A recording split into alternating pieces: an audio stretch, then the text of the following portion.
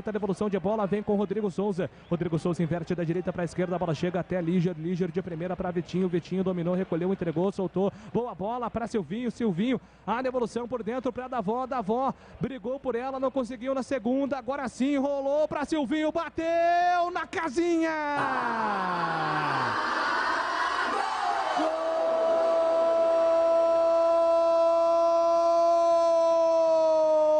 Vitinho! 18 minutos, primeiro tempo de jogo em São Bernardo. Davó brigou por ela, ele venceu na segunda, rolou para Vitinho que pegou de canhota, a bola morreu no fundo da casinha do São Bernardo. 1º de maio, 18 minutos, São Bernardo 1, camisa 10, Vitinho vai para a rede, Ponte Preta 0. O detalhe do gol é seu, Antônio Lupi. O detalhe fica por conta do começo da jogada, quando a bola estava nos pés do Silvinho.